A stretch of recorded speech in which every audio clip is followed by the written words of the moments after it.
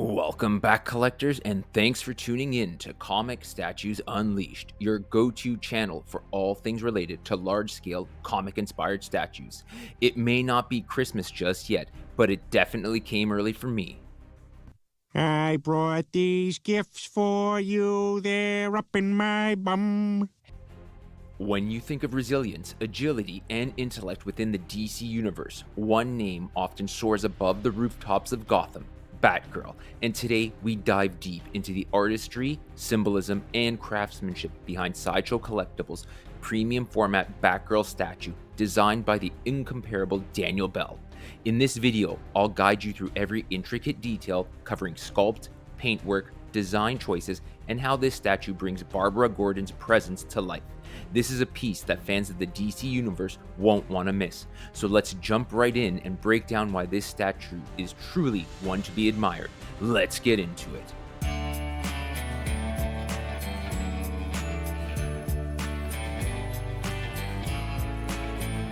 And don't forget to like, comment, and subscribe, as it really helps to build this channel. But first, some backstory on her. The first Batgirl, Betty Kane, was introduced in Batman 139 in 1961 as Batwoman's sidekick. However, the most iconic Batgirl, Barbara Gordon, debuted in Detective Comics 359 in 1967 in a story titled The $1 Million Debut of Batgirl. Barbara is one of the most tech-savvy characters in the DC universe. After being paralyzed in The Killing Joke, she became Oracle, a master hacker and information broker for the Justice League and the Birds of Prey. Even without superpowers, Barbara trained in various martial arts and is considered one of Gotham's most skilled fighters alongside Batman and Nightwing. Moreover, Barbara has a long-running romantic connection with Dick Grayson, also known as Nightwing. Their relationship has been a fan favorite and a central theme in many Batman family stories. As we begin the review, finally we have just one box, and a manageable one at that, only about 30 pounds. Inside, the art box illustrates the statue itself in front of a Gotham alleyway, very vibrant and well depicted. Once inside, we see we only have one layer. Unwrapped, we can see the beautifully colored statue and all of the pieces, 12 in total, including all the batarangs. Special note, the power cord included with this statue is nice and long, but it does not have a power adapter. You will have to provide that. First out of the box, we have the incredible base. Not only is it large, but is it a defeated, full, quarter-scale representation of Clayface, one of the most longed-for villains that has never been represented in statue form. He looks phenomenal. The details and sculpt blend perfectly as he melts against the ground. As you progress around the base, you see further trapped and painful faces of Batman, Commissioner Gordon, and Nightwing. This base is not just a base, it is a storytelling masterpiece in its own right. It depicts a battle, complete narrative of the transgressions preceding. Progressing further along, you see the open-mouthed Clayface himself in agony, defeated. The depth of his throat seems to go on forever.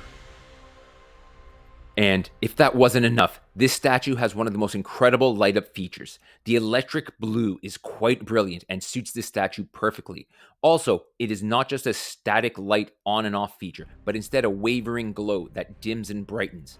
Even the eyes of the hidden faces light up. Next out of the box is the Clayface arm to further exaggerate the size of the base. Very well sculpted to give that melting liquid effect from the 90s Batman animated cartoon vibe. The paintwork is top notch. Notice the intricate play of shades to give a textured and detailed feel. Also, the applications around the entry wounds showcase a dramatic change in the appearance. It even includes the blue electric scar.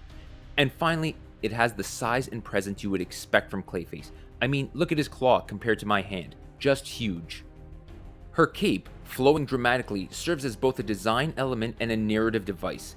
The perceived movement of the cape enhances the impression of speed and fluidity, while the dark exterior contrasts with the golden yellow lining, a visual nod to the duality of light and shadow in her character. The level of detail in the weathering is impressive. It truly looks like a worn-in and distressed piece of leather. Alongside that, we have the electrified batarangs, 6 in total, all different sizes, but equally elaborate and painted well. They simply pressure fit into the statue and are not interchangeable. Each one has its own individual color-coded location. Moving along, we have her 2 arms and gauntlets. The right hand is holding a clay-soaked crowbar, which is a great touch and nod to Daniel Bell's Joker premium format, while the left arm is bandaged up. The colors really pop, and the bandages, while sculpted, do a good job of looking like they are actually mixed media.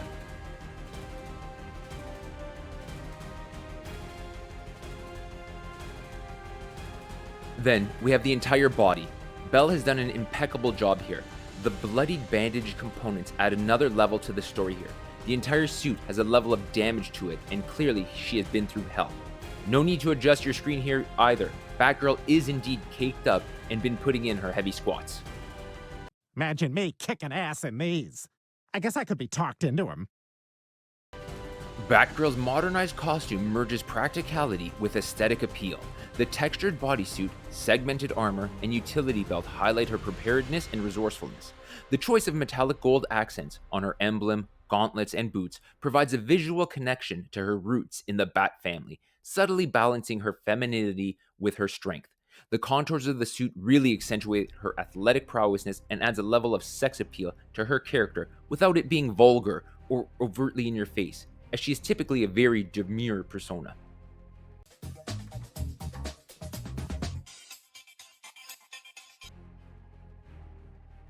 The sculpted face exudes confidence and determination, epitomizing Barbara Gordon's intelligence and resolve. Danielle Bell has struck a delicate balance here. She appears youthful and approachable, yet capable and unyielding. Her expression reminds us that behind the cowl is a human being, a librarian, an oracle, and a hero with an unshakable moral compass. As usual, we have here the unboxing and 360-degree view of the statue. In Gotham City, evil wears many faces. Luckily, Batgirl sees right through the deception. The red-headed heroine stands triumphant after effectively neutralizing Clayface using electrified batarangs.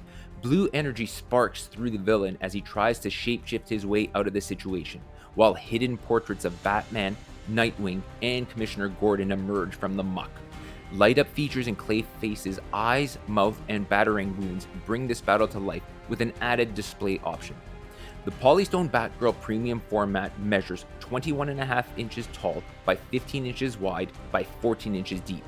Inspired by the characters as they appear in DC Comics, this collectible is fully sculpted to capture everything from her costume details down to the varied texture of Clayface's body. Cloth-like bandages wrap Batgirl's arms and legs, while her tactical batsuit is accented with armored gold elements like gauntlets, boots, and a utility belt. Batgirl's outfit is weathered to reflect the perils of crime fighting in Gotham City, and a tattered cape flutters off her shoulder. Below her, Clayface alternates between melting, muddy ooze and dried, cracked dirt where the batarangs have zapped him.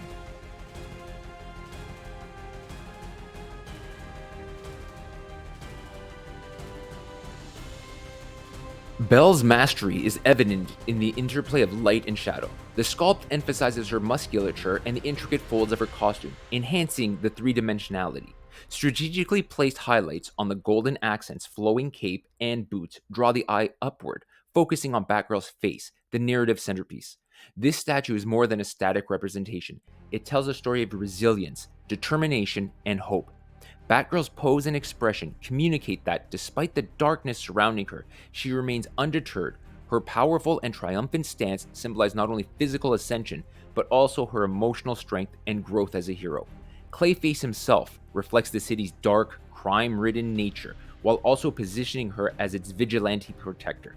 The weathered textures and meticulous details in costume reinforce the realism of the piece and create a striking contrast with Batgirl's vibrant figure. Just for a little reference here, I've placed together the old premium format Batgirl with the brand new Danielle Bell one. Both are almost identical in height and bodily proportioned, but pay attention to the huge change in bases. Also, she has progressed from mixed media to fully sculpted, as well as a greatly modernized batsuit. Aside from that, I have to admit, the older statue still holds up and looks great. They are both fantastic representations of an iconic character. Here I've inserted a quick picture in a low light scenario, one with the light up feature on and one without it. And finally, I have her situated on her shelf. Don't mind the lighting wires, as I am waiting for the final piece to arrive this week for that empty spot. Stay tuned for that. In Sideshow Collectibles' 2024 premium format Batgirl, Daniel Bell has achieved something extraordinary. He's bridged the gap between comic book vibrancy and high-end art, creating a piece that honors Barbara Gordon's enduring legacy. Whether you're a longtime fan or a collector of fine art, this statue is a must-have, a celebration of Batgirl as an icon of empowerment, intellect, and grace.